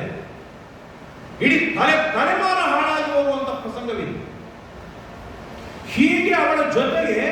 12 ವರ್ಷಗಳ ಕಾಲ ಭೋಗ ಮಾಡ್ತಾನೆ, ನಿರಂತರ ಭೋಗ ಮಾಡ್ತಾನೆ. ಒಂದಲ್ಲ ಎರಡಲ್ಲ, 12 ವರ್ಷಗಳ ಕಾಲ ಭೋಗ ಮಾಡ್ತಾನೆ. ಒಂದು ದಿವಸ ಅವನು ಸತ್ತು ಹೋಗ್ತಾನೆ. ಯಾಕೆ ಅದೇ ವೃತ್ತಿ, ಅದರಿಂದಾಗಿ ರೋಗ ಬಂತು, ರೋಗಿಗಳಾದ್ರು ಸತ್ತು. ಆಗ ತಲೆ ಪಟ್ಟು ಬಿಡ್ತು, ಏನಾಯ್ತು, ನಾನು ಯಾವುದೋ ಕ್ಷುದ್ರ ಸುಖಕ್ಕಾಗಿ ನನ್ನ ಶ್ರೇಷ್ಠವಾದ ಧರ್ಮವನ್ನು ಬಿಟ್ಟನಲ್ಲ. ತಲೆ ಕೆಡುತ್ತೆ, ದುಃಖವಾಗುತ್ತೆ, ಆಳ ಸಂಕಟ ಪಡ್ತಾರೆ, ಬಿರಿ ಮಾತಾಡ್ತಾರೆ. ನಾವು ಮಾಡಿದ ತಪ್ಪನ್ನು ಒಪ್ಪಿಕೊಂಡು ದುಃಖ ಪಡುವುದು ಒಂದು ಕೆಟಗರಿಯ ಜನ. ನಾವು ಮಾಡಿದ ತಪ್ಪನ್ನು ಇದು ಒಳ್ಳೆದು ಅಂತ ಸಾಧಿಸಿಕೊಳ್ಳುವುದು ಇನ್ನೊಬ್ಬರು. ತಪ್ಪು ಗೊತ್ತಿದೆ, ಅದನ್ನು ನಾನು ಈ ತಪ್ಪು ಮಾಡೀನಿ ಅಂದ್ರೆ ನೀವು ಇನ್ನೂ ತಪ್ಪು ಮಾಡಿದೆ, ಅಂದ್ರೆ ನೀವು ತಪ್ಪು ಮಾಡಿ ನಾನು ತಪ್ಪು ಮಾಡಿ, ಹಾಗಾದ್ರೆ ನಾನು ಮಾಡಿದ್ದು ಒಳ್ಳೇದೇ ಅಂತ ಹೇಳಿ ಸಾಧಿಸಿಕೊಳ್ಳುವವರು ತುಂಬಾ ಜನ ಇದ್ದಾರೆ ಈಗ. ಆದರೆ ತಪ್ಪನ್ನು ಪ್ರಾಮಾಣಿಕವಾಗಿ ಒಪ್ಪಿಕೊಂಡು ಸಂಕಟ ಪಡುವವರು ಏನಿದ್ದಾರೆ ಅವರು ದೇವರಿಗೆ ಅತ್ಯಂತ ಪ್ರಿಯರಾದರು. ಒಪ್ಪಿದ ಬಳಿಕ ಅವ ಗುಣಗಳೆಣಿಸದ ತಿಮ್ಮಪ್ಪ ಸಲಹೋ ನೀನು, ತಪ್ಪುಗಳೆಲ್ಲ ಕ್ಷಮಿಸುವ ನಮ್ಮಪ್ಪನಲ್ಲವೇ ನೀನು. ಯಾವಾಗ ತಪ್ಪನ್ನು ಕ್ಷಮಿಸ್ತಾನೆ? ತಪ್ಪುಗಳನ್ನು ಒಪ್ಪಿಕೊಂಡಾಗ. ಒಪ್ಪಿದ ಬಳಿಕ ಅವ ಗುಣಗಳು ಅಂದ್ರೆ ತಪ್ಪುಗಳನ್ನು ಎಣಿಸದ, ತಪ್ಪುಗಳನ್ನು ಕೌಂಟ್ ಮಾಡದ ತಿಮ್ಮಪ್ಪ ಸಲಹೋ ನೀನು, ತಪ್ಪುಗಳೆಲ್ಲ ಪರಿಹರಿಸುವ ನಮ್ಮಪ್ಪನಲ್ಲವೇ ನೀನು. ತಪ್ಪನ್ನು ನಾನು ಒಪ್ಪಾಗಿ ಮಾಡಿಕೊಂಡಾಗ ಒಳ್ಳೆಯದೇ ಮಾಡಿದೆ ಅಂದ್ರೆ ನಾನೇ ನಿನ್ನ ರಕ್ಷಣೆ ಮಾಡಲಿ. ನೀನು ಒಳ್ಳೆಯದೇ ಅಂತ ತಿಳಿದುಕೊಂಡಾಗ ನಾನೇ ನಿನ್ನ ರಕ್ಷಣೆ ಮಾಡಲಿ. ಇನ್ನೂ ತಪ್ಪು ಮಾಡು, ಆಮೇಲೆ ನರಕಾದ ಅನಂತಗಳು ಇದ್ದೇ ಇದೆ. ಆದರೆ ಆ ತಪ್ಪು ಆಯ್ತು ಆಯ್ತು ಆಯ್ತು, ಛೇ ಛೇ ಛೇ ಛೇ ಛೇ, ಇನ್ನೊಂದು ಈ ತಪ್ಪು ಮಾಡಂಗಿಲ್ಲ ಆಗುವುದಿಲ್ಲ ನಾನು ಮಾಡುವುದಿಲ್ಲ ಅಂತ ಯಾರು ಒಪ್ಪಿಕೊಳ್ತಾನೆ ಅವನಿಗೆ ಏನು ಫಲವಿದೆ ಅಂತಂದ್ರೆ, ಮುಂದೆ ಮನೆಗೆ ಹೋಗ್ಬೇಕಂದ್ರಲ್ಲ, ತಂದೆ ತಾಯಿ ಸತ್ತು ಹೋಗಿರ್ತಾರೆ, ಊರೊಳಗೆ ಯಾರು ಸೇರಿಸ್ಕೊಳ್ಳೋದಿಲ್ಲ, ಏನ್ ಮಾಡಬೇಕು ಗೊತ್ತಾಗುವುದಿಲ್ಲ. ಹಾಗೆಲ್ಲ ಬಹಳ ಸ್ಟ್ರಿಕ್ಟ್ ಆಗಿರುವ ಊರುಗಳು, ಬಹಿಷ್ಕಾರ ಅಂತಂದ್ರೆ ಬಹಿಷ್ಕಾರ, ಇಡೀ ಊರೇ ಅವನನ್ನು ಹೊರಗೆ ಹಾಕಿಬಿಡ್ತಾರೆ. ಇವತ್ತು ಅದು ಯಾವ ಪ್ರಸಂಗವಿಲ್ಲ, ಈ ಊರಿಲ್ಲ ಬಿಡುವ ಇನ್ನೊಂದು ಊರದು ಅಂತ, ಹಾಗೆಲ್ಲ ಹಾಗಿಲ್ಲೇ ಇಲ್ಲ. ಅವನು ಹೋಗ್ಬೇಕು. ಅವನು ಕಾಡಿನೊಳಗೆ ಹೊರಟಿದ್ದ, ಅಲ್ಲಿ ಒಂದು 4 ಜನ ಬ್ರಾಹ್ಮಣರು ಗುಂಪು ಹೊರಟಿದ್ರು. ಸಾಕು, ಅವ್ರ ಜೊತೆ ಒಂದು ಊಟದ್ದು ಸಿಗ್ತದಲ್ಲ. ಬ್ರಾಹ್ಮಣರ ಸಹವಾಸವಾಯಿತು, ಜ್ಞಾನಿಗಳ ಸಹವಾಸ.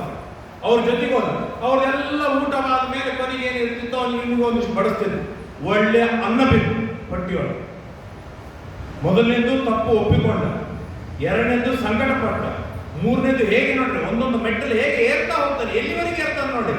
ತಪ್ಪು ಒಪ್ಪಿಕೊಂಡ, ಸಂಕಟ ಪಟ್ಟ ಎರಡನೇ, ಮೂರನೇದು ಸಹವಾಸ, ಒಳ್ಳೆ ಸಹವಾಸವಾಯಿತು, ಹೊಟ್ಟೆಗೆ ಅನ್ನ ಭಾರಿ ಸಿಕ್ಕಿತ್ತು. ಅಲ್ಲಿಂದ ಕಪಿಲ ತೀರ್ಥಕ್ಕೆ ಹೋದ್ರು. ಕಪಿಲ ತೀರ್ಥದೊಳಗೆ ಎಲ್ಲರೂ ಶ್ರಾದ್ದ ಮಾಡ್ತಾ ಇದ್ದಾರೆ. ನಮ್ಮ ಅಪ್ಪ ಹೋಗ್ಯಾರೆ, ನಾನು ಶ್ರಾದ್ದ ಮಾಡ್ಬೇಕಂದ. ನೋಡಿದ ಜನವರಿ ಇಲ್ಲ, ಏನಿಲ್ಲ, ಎಲ್ಲ ಜನರು ಬೈದ್ರೆ, ಏನು ನಿನಗೆ ಶ್ರಾದ್ದ ಮಾಡೋದು, ಹೋಗಾಚೆ ಮಾಡಿಸೋದಿಲ್ಲ.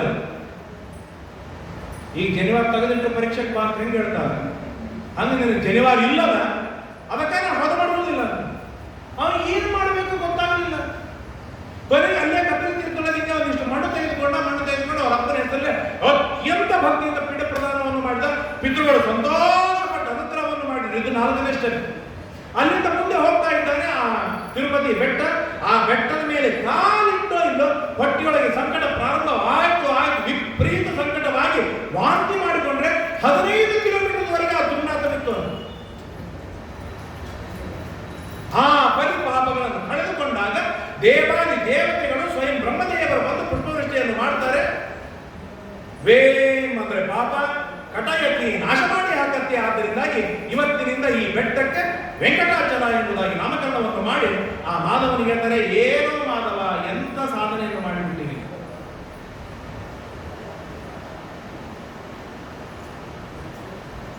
ಅಂತ ಹೇಳಿ ಸಂತೋಷಪಟ್ಟು ಮುಂದಿನ ಜನ್ಮದೊಳಗೆ ನೀನು ಆಕಾಶರಾಜನಾಗಿ ಆಶೀರ್ವಾದ ಮಾಡಿ. ಏನು ಬರೀ ಅಷ್ಟೇ ಅಲ್ರಿ, ಆಕಾಶರಾಜನಾಗಿ ಹುಟ್ಟಲಿಲ್ಲ, ಪದ್ಮಾವತಿ ಮಗಳಾಗಿ ಬಂದು. ಬರೀ ಪದ್ಮಾವತಿ ಮಗಳಾಗೋದಲ್ಲ, ಶ್ರೀನಿವಾಸ ಅಳಿಯನಾಗಿ ಬಂದ. ಅಂದ್ರೆ ಮಾಧವನಂತ ತಪ್ಪುಗಳನ್ನು ನಾವೇನು ಮಾಡಿಲ್ಲ. ಇನ್ನು ತನಕ ಶರೆ ಕೊಡುದಿಲ್ಲ, ಗೋಮಾಂಸ ತಿಂದಿಲ್ಲ, ಅಂತಾರೆ ಪರಸ್ತ್ರೀಯರನ್ನು ಕಣ್ಣೆತ್ತಿ ನೋಡಿಲ್ಲ, ಯಾವ ತಪ್ಪುಗಳನ್ನು ನಾವು ಮಾಡಿಲ್ಲ. ಸಣ್ಣ ಪುಟ್ಟ ಮಾಡಿದ ತಪ್ಪುಗಳನ್ನೇ ನಾವು ಒಪ್ಪಿಕೊಳ್ಳಿಕ್ಕೆ ತಯಾರಿಲ್ಲ.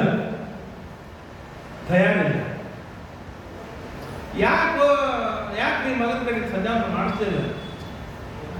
ಟ್ಯೂಷನ್ ಬೆಳಿಗ್ಗೆ 6 ಟ್ಯೂಷನ್ ಅದ, 8ಕ್ಕೆ ಸ್ಕೂಲಿಗೆ ಹೋಗ್ಬೇಕು, 9ಕ್ಕೆ ಅದು ಮಾಡಬೇಕು, ಇದು ಮಾಡಬೇಕು ಅಂತ ಹೇಳಿ ಸಂಧ್ಯಾವಂದನ ಬಿಡಿಸಿದ್ದೇ ಕೂಡ ಮಾಡಿಬಿಡ್ತಾರೆ. ಇದು ಒಳ್ಳೆಯದು. ಅಯ್ಯೋ ಆಗಿಲ್ಲ, ಇಷ್ಟು ದಿವಸ ಸಂಧ್ಯಾವಂದನ ಮಾಡಿಸ್ತಿಲ್ಲ, ನಾಳೆ ಸಂಧ್ಯಾವಂದನ ಮಾಡ್ತೀನಿ ಅಂತೇಳಿ ಯಾರ ಮನೆಗೂ ಹೇಳೋದಿಲ್ಲ. ಅಂದ್ರೆ ತಪ್ಪು ಒಪ್ಪಿಕೊಂಡಾಗ ನಾವು ಎಲ್ಲಿ ಸಣ್ಣವರಾಗ್ತೇವೆ ಎಂಬ ಟೆನ್ಷನ್, ಚಿಂತೆ ಬಹಳ ಇರ್ತದೆ. ಅವನಿಗೆ ಎಂದಿಗೂ ಉದ್ಧಾರವಾಗುವುದಿಲ್ಲ. ತಪ್ಪನ್ನು ಒಪ್ಪಿಕೊಂಡ ಮೇಲೆ ಸಂಕಟ ಪಟ್ಟ ಮೇಲೆ ಸಜ್ಜನರ ಸಹವಾಸ ಮಾಡು. ಸಜ್ಜನರ ಸಹವಾಸದಿಂದ ದೇವರಿಗೆ ನೈವೇದ್ಯ ಮಾಡಿದ ಅನ್ನ ಸಿಗಲಿ. ನಮ್ಮ ಗೆಳೆಯರು ಹೋಗಿ ಮತ್ತೆ ಏನು ಬಹಳ ಮನಸ್ಸಿಗೆ ಟೆನ್ಷನ್ ಆಗಿದೆಲ್ಲ, ಬಾ ಒಂದು ಕುಡಿಸ್ತೇನೆ ಅಂತ ಹೇಳೋದು ಏನಂತಾರೆ, ಹಾಗೆ ಎಲ್ಲೋ ಕರ್ಕೊಂಡು ಹೋಗಿ ಕೂಡಿಸಿ ತಾವು ಹಾಳು ಮಾಡ ಅಂತವ್ರಲ್ಲ, ಬಾ ನಮ್ಮ ಮನೆಗೆ ಬಾ, ಇವತ್ತು ನಾನು ದೇವರಿಗೆ ನೈವೇದ್ಯ ಮಾಡಿ ಊಟ ಪಡಿಸ್ತೇನೆ, ಒಳ್ಳೆದಾಗ ಅಂತ ಹೇಳಿ ಕರೆಯುವಂತ ಯೋಗ್ಯರಾದ ಬ್ರಾಹ್ಮಣನನ್ನು ಸಹವಾಸವನ್ನು ಮಾಡಿ ಅವನು ಕರೆದು ಊಟಕ್ಕೆ ಹಾಕಿದ ಅಂತಾದರೆ ಆ ಮನಸ್ಸು ತಿಂದ ಅನ್ನದ ಪ್ರಭಾವದಿಂದ ಮನಸ್ಸಿನೊಳಗೆ ಬದಲಾವಣೆ ಆಯಿತು. ಮನಸ್ಸಿನಲ್ಲಿ ಬದಲಾವಣೆ ಆದಾಗ ಶಾಸ್ತ್ರ ಮೊದಲಾದ ಧರ್ಮಗಳು ಹುಟ್ಟಿಕೊಂಡಿದ್ದು, ಧರ್ಮಗಳನ್ನು ಮಾಡಿದಾಗ ತನ್ನ ಪಾಪಗಳೆಲ್ಲವೂ ಕಳೆದು ಹೋಯ್ತು. ಪಾಪಗಳು ಕಳೆದು ಹೋದಾಗ ದೇವಾದಿ ದೇವತೆಗಳ ಶೇಖ ಹೇಳಿಕೊಡ್ತಾರೆ, ಪುಷ್ಪವೃಷ್ಟಿಯನ್ನು ಮಾಡ್ತಾರೆ. ಜನ್ಮಾಂತರಕ್ಕೂ ಕೂಡ ಭಾರಿ ಭಾರಿಯಾದ ಫಲ ಬರುತ್ತೆ. ಆಕಾಶ ರಾಜ ಇವತ್ತು ಏನಂತಾರೆ, ಅವನ ಕಾಲವಾಗಿ 5,000 ವರ್ಷಗಳಾದರೂ ಕೂಡ ಇವತ್ತಿಗೂ ನಾವು ಅವನನ್ನು ನೆನೆಸ್ತೇವೆ. ಯಾವ ಕಾರಣಕ್ಕಾಗಿ? ಒಪ್ಪಿದ ಬಳಿಕ ಅವಗುಣಗಳೆಣಿಸದ ತಿಮ್ಮಪ್ಪ ಸಲಹು ನೀನು ಎಂಬುದಾಗಿ ದೇವರನ್ನು ಹೇಳಿದ್ದಕ್ಕಾಗಿ. ಆದ್ದರಿಂದ ಈ ರೀತಿಯಾಗಿ ಈ ಬೆಟ್ಟಕ್ಕೆ ವೆಂಕಟಾಚಲ ಎಂಬುದಾಗಿ ಹೆಸರು ಬಂತು.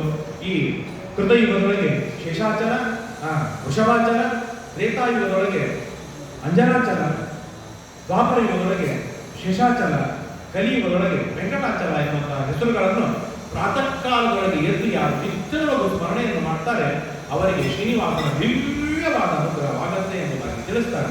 ಇವತ್ತಿನ ನಾಲ್ಕು ಮಾತುಗಳನ್ನು ಮುಕ್ತಾಯ ಮಾಡ್ತಾರೆ. ಹಾಗೆ ನಮ್ಮ ಶ್ರೀಕೃಷ್ಣಾರ್ಪಣ ಮತ್ತು ಯಸ್ ಸರ್ವಗುಣ ಸಂಪೂರ್ಣ ಸರ್ವದೋಷ ವಿವರ್ಜಿತ ಪ್ರಿಯತಾಂ ಪ್ರೀತಯೇವಾಂ ವಿಷ್ಣುರ್ಮೇ ಪರಮಸ್ಥರತ ಅನೇನ ಭಾವಿಯ ಪುಣ್ಯಂ ತದಾಪ್ನೋತು ಗುರುರ್ಮಮ ಶ್ರೀಕೃಷ್ಣಾರ್ಪಣ ವೆಂಕಟೇಶೋ